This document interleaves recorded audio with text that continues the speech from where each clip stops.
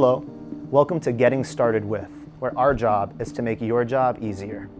In this video, you'll get tips and information on conducting the planning phase of an internal audit, including the basics, how to set up for audit success, and what to ask to achieve your objectives. Here's a useful mnemonic for you, and it's all about the letter P. Proper planning prevents poor performance.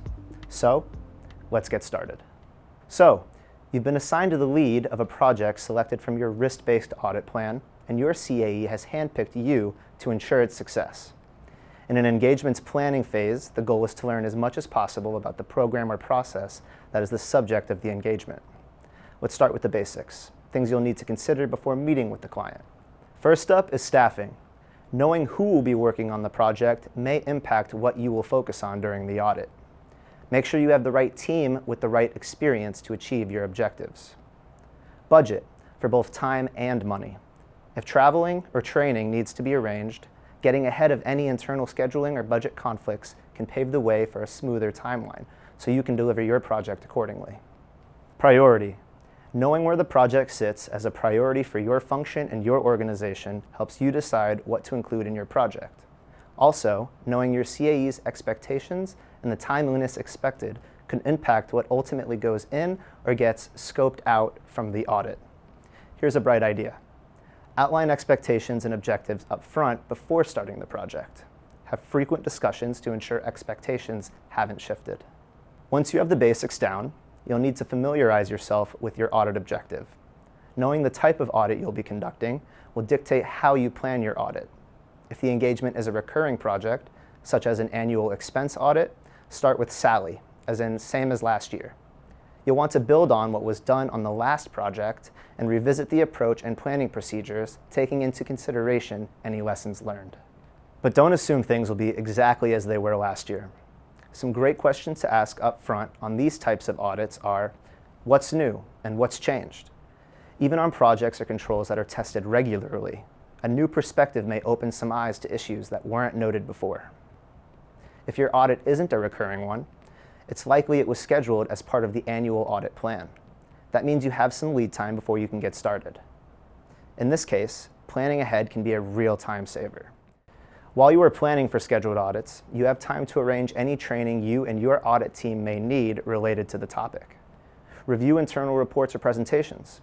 If your company has an intranet or a private network, that can be a goldmine of information. There may be reports, presentations, blog posts, or even a Slack channel related to the topic you're auditing.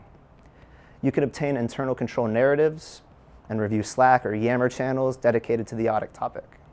It's also helpful to make initial contacts with stakeholders before the audit starts.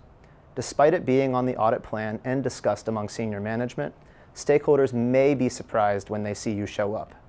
It will also be helpful to know if any of the key players in your audit has a vacation or leave time coming up. Do make sure to maintain open lines of communication and be transparent about the process. Getting input on your potential timeline is a great place to start and make a good impression on your audit client.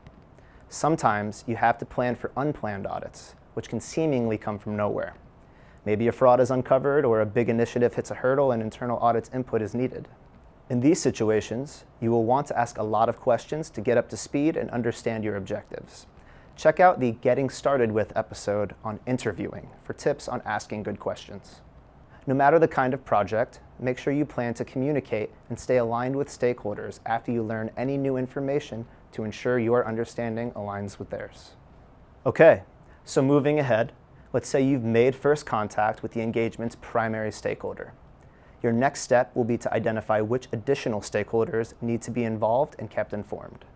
In today's interconnected world, your audit will probably have operational, compliance, and very likely IT elements as well, unless your audit period is 1989. Here's another pro tip. Establish a communication cadence with all of the stakeholders who need to be kept informed of the audit's progress and stick to it. Now it's time to schedule interviews with the relevant personnel and maybe even start requesting some documents or information you'll need. Set reasonable timeline expectations. You likely won't learn everything you need in week 1, so be sure to keep an open mind and pivot accordingly. What are some things to ask in the initial interview?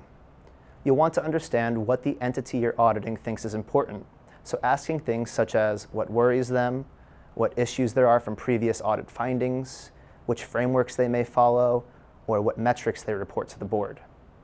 For example, identify their equivalent to the IPPF. If they don't have one, that might just be your first finding. These questions can help give you an idea of where you may need to go in your audit. If your team has the ability, see if you can perform analytics on any data you can obtain. A simple Benford's Law analysis is always a crowd pleaser. You'll need to start filtering what information is important to your audit. Here's a final pro tip. Set up early touch points with your team members to check on their progress and what they are learning. Now we're in the final steps of the planning phase. It's time to hone in on what information is relevant and will help you achieve your objectives and what won't. Don't forget to follow up on any loose threads of information.